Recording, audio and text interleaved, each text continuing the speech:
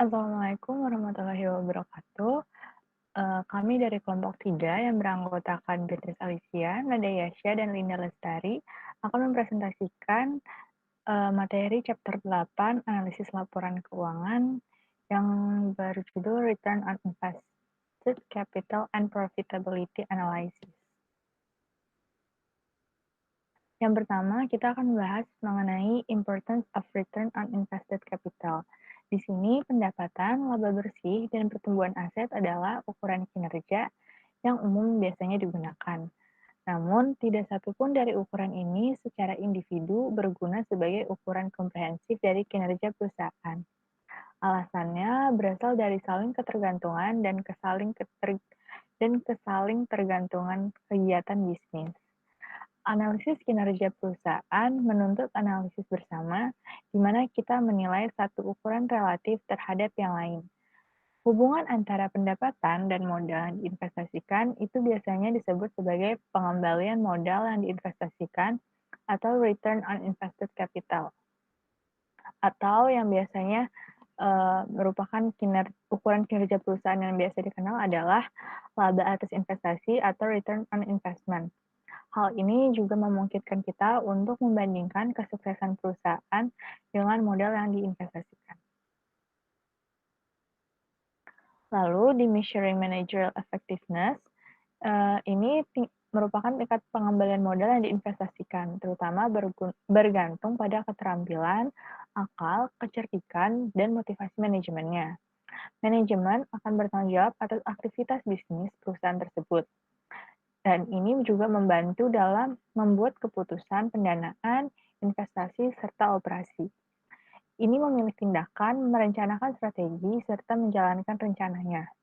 Pengembalian modal yang diinvestasikan, terutama bila dihitung selama interval 1 tahun atau lebih, merupakan ukuran yang relevan dari efektivitas manajerial perusahaan. Lalu, kita akan masuk ke measuring profitability, planning, and control. Yang pertama, kita akan membahas mengenai measuring profitability. Measuring profitability merupakan pengembalian modal yang diinvestasikan sebagai indikator penting dari kekuatan keuangan jangka panjang perusahaan. Ini menggunakan ukuran ringkasan utama dari laporan laba rugi atau laba dan neraca atau pembiayaan untuk menilai profitabilitas. Ukuran profitabilitas memiliki beberapa keunggulan dibandingkan dengan ukuran kekuatan keuangan atau solvabilitas. Jangka panjang lain yang hanya mengandalkan item-item neraca seperti rasio hutang terhadap ekuitas. Ini juga dapat secara efektif menyampaikan laba atas modal yang diinvestasikan dari berbagai perspektif kontributor pembiayaan yang berbeda seperti kreditor dan pemegang saham. Lalu, untuk measure for planning and control, ini pengembalian modal yang diinvestasikan memiliki peranan penting dalam perencanaan, penganggaran, koordinasi, evaluasi, dan juga pengendalian kegiatan bisnis. Pengembalian ini itu terdiri dari pengembalian dan juga kerugian yang dicapai oleh segmen atau divisi suatu perusahaan. Pengembalian segmen ini juga terdiri dari pengembalian yang dicapai oleh lini produk individu, proyek, dan komponen lainnya. Perusahaan yang dikelola dengan baik menjalankan kendali atas pengembalian yang dicapai oleh masing-masing pusat laba dan memberi penghargaan kepada manajernya atas hasil ini. Dalam mengevaluasi investasi alternatif, manajemen biasanya menilai kinerja relatif terhadap pengembalian yang diharapkan. Dari penilaian ini muncul keputusan strategis dan rencana tindakan untuk perusahaan.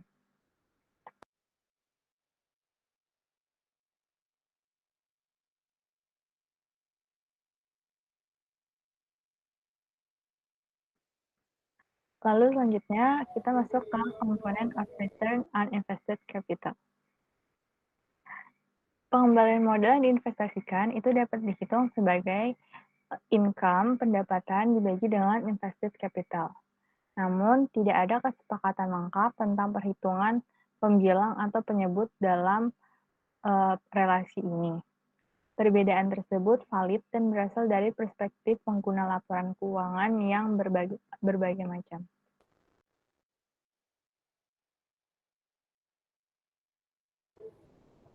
Lalu ada defining invested capital. Yang pertama itu ada net operating asset. Banyak analisis memisahkan neraca dan laporan laba rugi menjadi komponen operasi dan non-operasi, dan menghitung laba atas aset operasi bersih atau return on net operating asset sebagai ringkasan ukuran kinerja. Penguraian laporan keuangan menjadi komponen operasi dan operasi mengikuti pandangan bahwa aktivitas operasi adalah yang paling tahan lama dan juga relevan untuk penentuan harga saham. Yang kedua ada common equity capital. Pengembalian ekuitas umum atau return on common equity didefinisikan sebagai laba bersih dikurangi dividen yang disukai dibagi dengan ekuitas biasa rata-rata. Ekuitas umum sama juga dengan total ekuitas pemegang saham dikurangi saham preferen. Jumlah ekuitas dalam struktur modal, dan dengan demikian jumlah ekuitas yang digunakan dalam perhitungan laba atas ekuitas. Oleh karena itu, merupakan fungsi dari sejauh mana perusahaan dibiayai dengan hutang, yaitu lebih banyak hutang berarti lebih sedikit ekuitasnya. Demikian pula pembilang, yaitu laba bersih, dipengaruhi oleh besarnya beban bunga yang harus dibayar perusahaan atas hutangnya. Lalu ada computing invested capital for the period. Terlepas dari definisi modal yang diinvestasikan, bandingkan pengembalian untuk periode tersebut dengan basis investasinya. Modal yang diinvestasikan untuk periode tersebut biasanya dihitung menggunakan modal rata-rata yang tersedia bagi perusahaan selama periode tersebut. Rata-rata digunakan untuk mencerminkan perubahan modal yang diinvestasikan selama periode tersebut. Metode yang paling umum adalah menambahkan modal awal dan akhir tahun yang diinvestasikan dan membaginya dengan 2. Kita harus berhati-hati dalam penerapan rata-rata ini. Perusahaan dalam industri tertentu memilih tahun bisnis alami daripada kalender. Lalu ada computing return on invested capital. Rumus untuk RNOA ini adalah net operating profit after tax atau NOPAT dibagi dengan average net operating asset atau NOA. Penyebut persamaan tersebut atau NOA yang juga bisa dikatakan aset operasi bersih sama dengan aset operasi dikurangi kewajiban operasi. Lalu ada computing return on invested capital. Yang pertama ini RNOA, perbedaan antara aktivitas operasi dan non-operasi diringkas dalam representasi tipikal neraca berikut. Di balance sheet ini ada operating asset atau OA dikurangi dengan operating liabilities atau OL.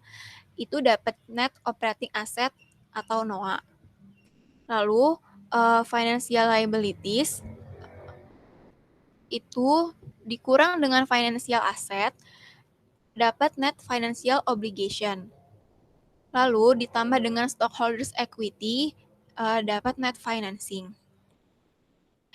NOA ini sama dengan NFO atau net financial obligation ditambah shareholders equity atau SE. Lalu net operating asset atau NOA, yaitu tadi udah. Terus NOPAT itu rumusnya sales dikurang operating expense dikali 1 min tax expense per pre-tax profit.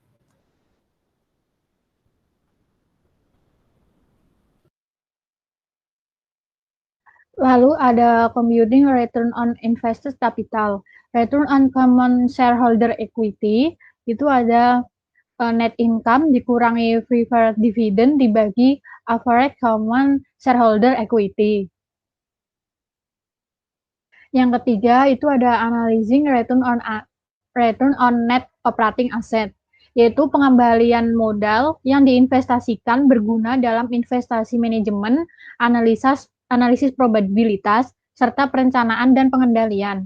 Penggunaan laba atas modal yang diinvestasikan untuk tugas-tugas ini membutuhkan pemahaman menyeluruh tentang ukuran pengembalian ini.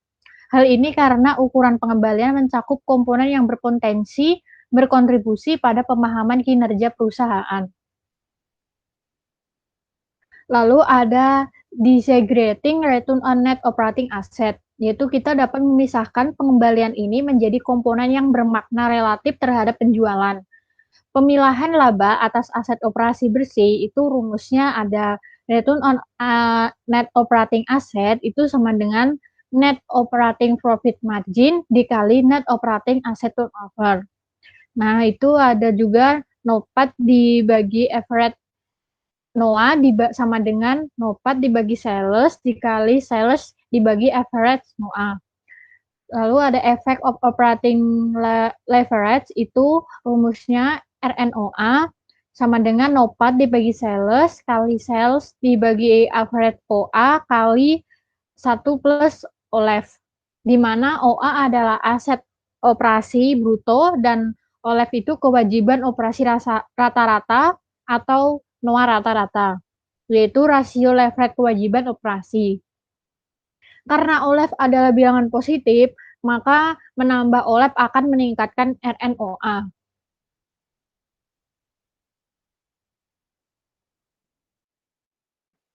Lalu selanjutnya kita akan bahas relation between profit margin and asset turnover. Sebagaimana yang sudah didefinisikan, RNOA sama dengan margin NOPAT dalam persen dikalikan dengan omset NOA. Sifat siklus dari banyak industri menghasilkan perubahan dalam margin keuntungan, di mana keuntungan beberapa tahun bisa berlebihan, sementara yang lainnya tidak. Lalu, disaggregation of profit margin. Operating profit margin atau OPM itu dirumuskan dengan net operating profit after tax atau NOPAT dibagi dengan sales. Nah, untuk tujuan analisis, berguna untuk memisahkan margin laba sebelum pajak menjadi komponen-komponennya. Yang pertama itu ada pre-tax PM. Rumusnya adalah pre-tax sales PM ditambah dengan pre-tax other PM. Kemudian pre-tax sales PM itu ada dihitung dengan gross margin dibagi dengan sales, yang kemudian dikurangi selling expense dibagi dengan sales, lalu dikurangi lagi dengan administration expense dibagi dengan sales, dan dikurangi lagi R&D dibagi dengan sales. Untuk pre-tax other PM, itu dihitung dengan equity income dibagi dengan sales, lalu plus minus special item dibagi dengan sales. Disaggregation of profit margin, di sini gross profit, laba kotor, itu diukur sebagai pendapatan dikurangi dengan biaya penjualan. Ini sering dilaporkan sebagai persen atau persen laba kotor, dan dihitung sebagai laba kotor dibagi dengan penjualan. Laba kotor itu cukup besar untuk membiayai pengeluaran diskresioner penting yang diarahkan ke masa depan seperti penelitian dan pengembangan, pemasaran, serta periklanan. Menafsirkan hasil analisis perubahan laba kotor ini memerlukan identifikasi faktor utama yang bertanggung jawab atas perubahan. Selain itu, juga sering memperluas analisis untuk fokus pada kegiatan yang strategis untuk memperbaiki atau meningkatkan laba kotor yang bisa melalui volume, harga, atau biaya.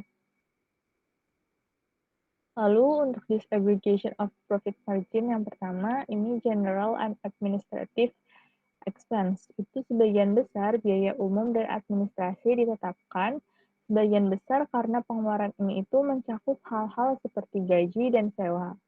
Ada kecenderungan pengeluaran ini meningkat, terutama di masa-masa makmur atau jaya. Saat menganalisis biaya-biaya ini, analisis juga harus mengarahkan perhatian pada tren pengeluaran dan persentase pendapatan yang dikonsumsi. Lalu untuk selling expense, ini ketika biaya penjualan sebagai persentase dari pendapatan menunjukkan peningkatan, kita harus memusatkan perhatiannya pada peningkatan biaya penjualan yang menghasilkan peningkatan pendapatan terkait. Jika perusahaan harus meningkatkan biaya penjualan secara substansial untuk meningkatkan penjualan, profitabilitasnya terbatas atau dapat menurun.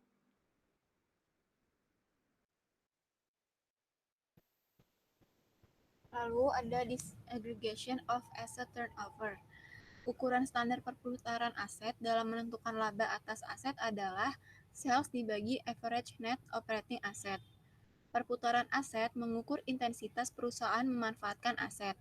Ukuran pemanfaatan aset yang relevan adalah penjualan, karena penjualan penting bagi keuntungan. Dalam kasus khusus seperti perusahaan rintisan atau pengembangan, analisis perputaran harus mengenali bahwa sebagian besar aset berkomitmen untuk aktivitas bisnis di masa depan. Secara umum, tingkat perputaran mencerminkan produktivitas relatif aset, yaitu tingkat volume penjualan yang kita peroleh dari setiap dolar yang diinvestasikan dalam aset tertentu. Semua hal sama. Biasanya orang-orang lebih suka tingkat perputaran yang lebih tinggi untuk aset daripada yang lebih rendah. Kalau kewajiban itu kebalikannya. Lalu kita dapat meningkatkan tingkat perputaran dengan menurunkan investasi kita pada aset, tetapi ini mungkin kontraproduktif. Lalu ada di disaggregation of asset turnover ini ada account receivable turnover, yang rumusnya itu sales dibagi average accounts receivable.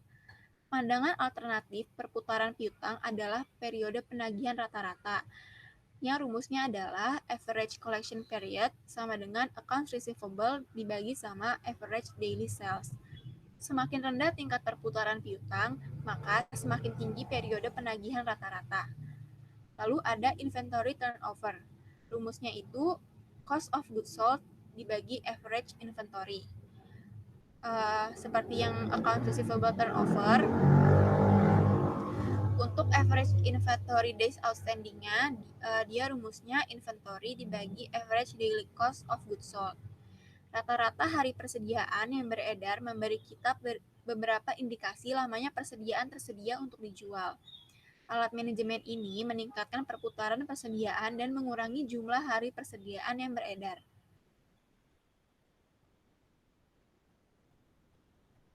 Lalu ada long-term operating asset turnover, yang rumusnya sales dibagi average long-term operating asset. Tingkat perputaran aset operasi jangka panjang dapat ditingkatkan dengan meningkatkan pembilang dengan meningkatkan hasil penjualan atau dengan mengurangi penyebut. Mengurangi aset operasi jangka panjang adalah proses yang sulit. Lalu ada net operating working capital turnover, yang rumusnya net sales dibagi average net operating working capital. Modal kerja operasi bersih sama dengan operasi aset lancar dikurangi kewajiban lancar operasi.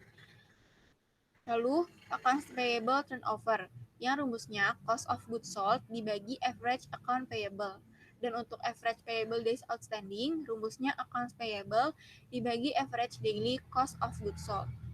Menurunkan tingkat perputaran hutang dapat dilakukan dengan menunda pembayaran kepada pemasok, dan penundaan pembayaran ini dapat merusak hubungan dengan pemasok jika digunakan secara berlebihan.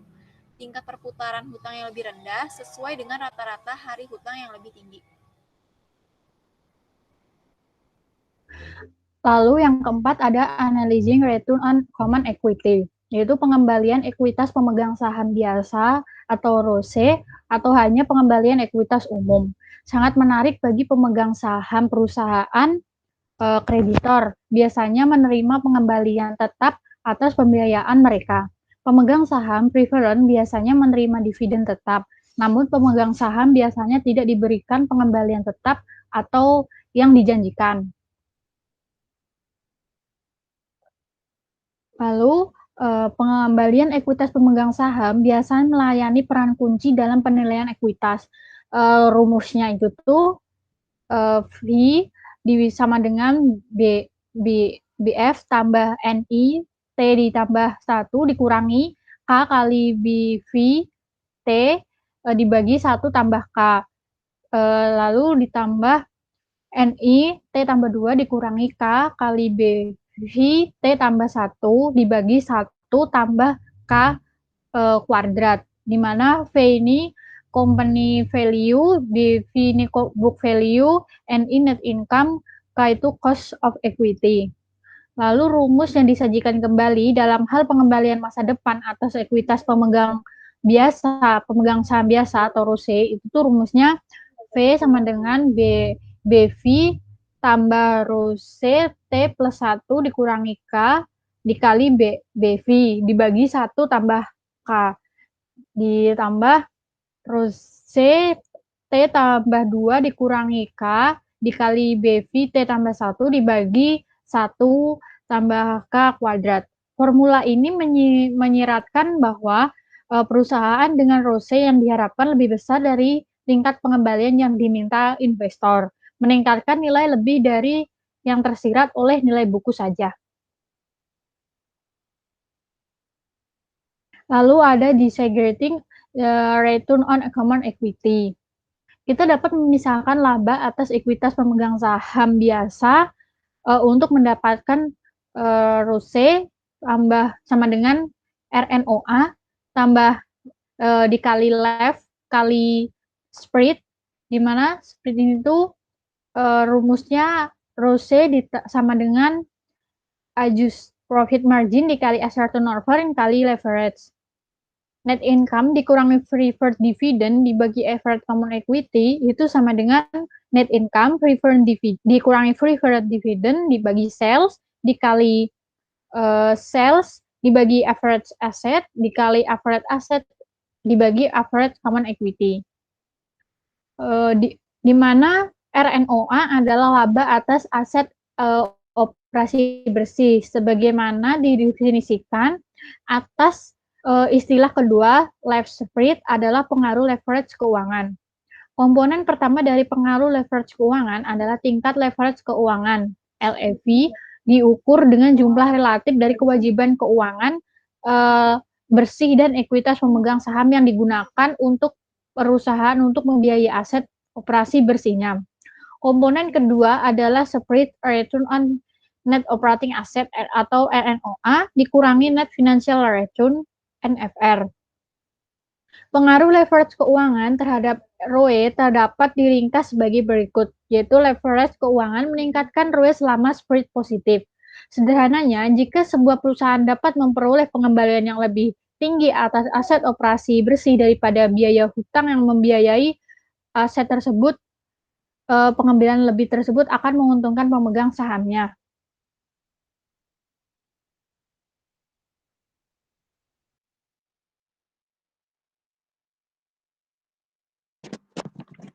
Selanjutnya ada computing return on invested capital. Di sini ROCE sama dengan net income dikurangi dengan preferred dividend dibagi dengan average common equity. Disaggregated return on common equity ini juga sama dengan NOPAT margin dikali dengan NOA turnover. Lalu disaggregated return on net operating assets, di sini kita dapat menghitung dengan dua cara. Yang pertama adalah operating profit margin dikali dengan net operating asset turnover. Lalu yang kedua adalah NOPAT dibagi dengan sales dikali sales dibagi dengan average net operating asset. Lalu kita akan membahas mengenai assessing growth in common equity, equity growth rate. Untuk menilai pertumbuhan ekuitas, kita juga bisa mengasumsikan retensi laba dan pembayaran dividen konstan dari waktu ke waktu. Di sini dapat dihitung dengan equity growth rate sama dengan net income dikurangi dengan preferred dividends, dikurangi dengan common dividends, lalu dibagi dengan average common equity. Lalu selanjutnya adalah sustainable equity growth rate. Tingkat pertumbuhan dari ekuitas yang berkelanjutan atau pertumbuhan ekuitas yang berkelanjutan ini mengakui bahwa pertumbuhan internal perusahaan bergantung pada retensi laba dan pengembalian yang diperoleh dari laba yang ditahan. Secara khusus, tingkat pertumbuhan ekuitas yang berkelanjutan dihitung sebagai ROCE dikali dengan 1 minus tingkat pembayaran. Saat memperkirakan tingkat pertumbuhan ekuitas di masa yang akan datang, biasanya disarankan untuk rata-rata atau mengenali tingkat pertumbuhan berkelanjutan selama beberapa tahun terakhir. Harus mengenali potensi perubahan dalam retensi penghasilan dan perkiraan ROCE.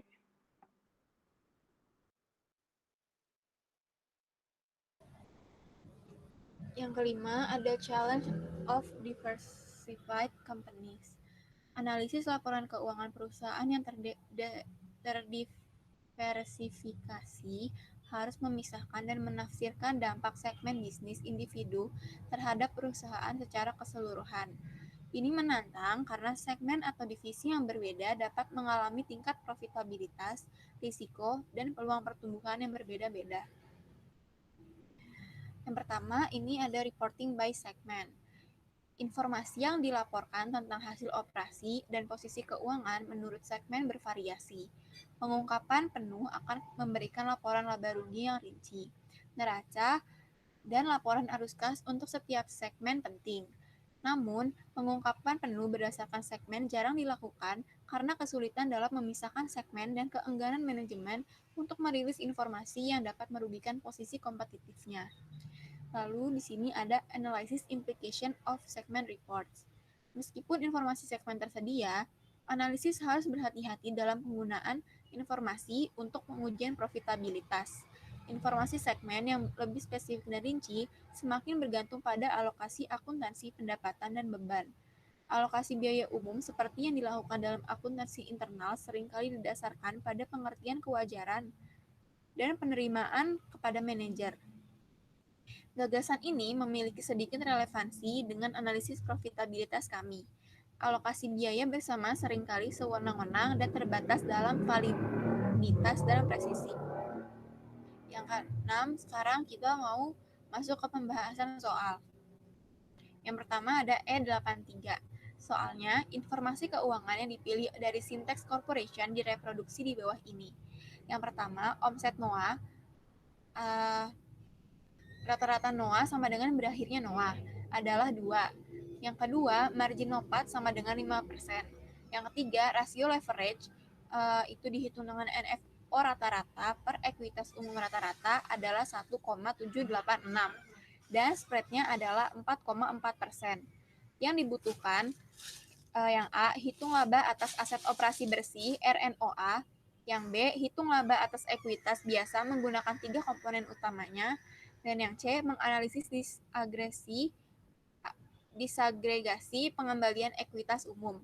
Apa yang dimaksud dengan keuntungan leverage dalam presentasi pengembalian yang diperoleh dari ekuitas umum?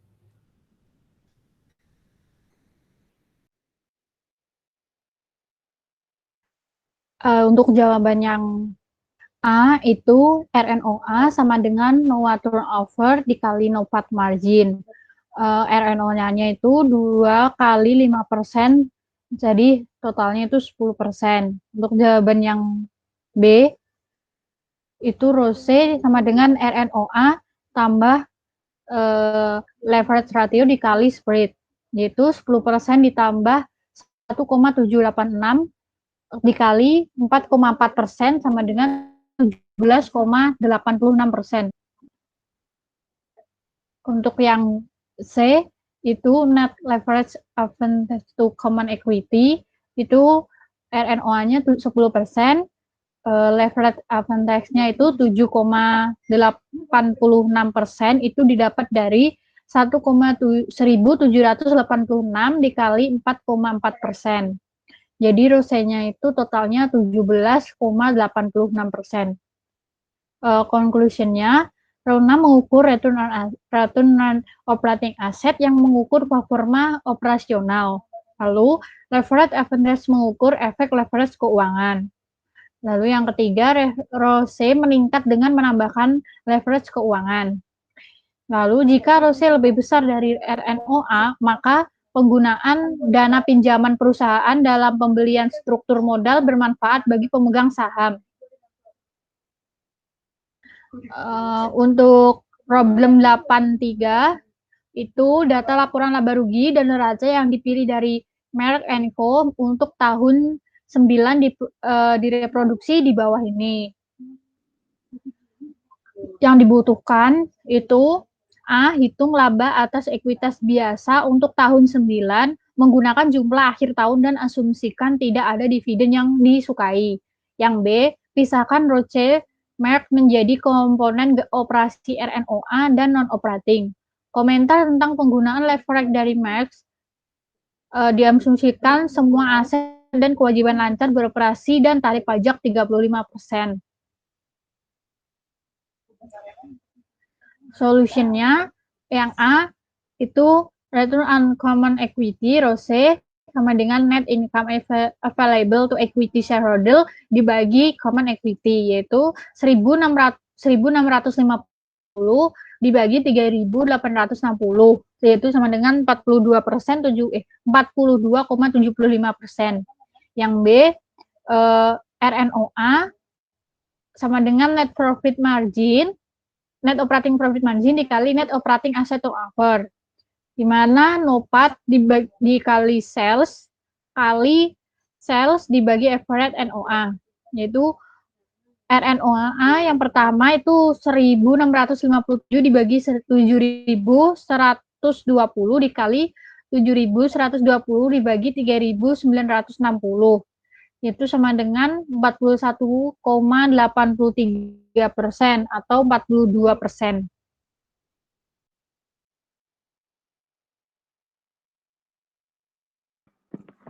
Lalu selanjutnya kita hitung net operating income after tax-nya. Kita punya pre-tax-nya sebesar $2.550, lalu ditambah dengan interest expenses sebesar $10, lalu akan didapatkan net operating income-nya sebesar $2.560. Kemudian dikurangi dengan income tax-nya sebesar $903 yang didapatkan dari $1.650 dikalikan dengan 35,29%. Lalu didapatkan NOPAT sebesar $1.567. Nah, 35,29% pengali untuk income tax tadi itu didapatkan dari income tax expense dibagi dengan pre-tax income, yaitu $900 dibagi dengan $2.550 dikali dengan 100, jadi didapatkan 35,29%. Nah, selanjutnya yang kita hitung adalah net operating asset-nya. Operating asset-nya sebesar $7.250 dikurangi dengan operating liabilities-nya sebesar $3.290, maka didapatkan NOA-nya net operating asset sebesar $3.960.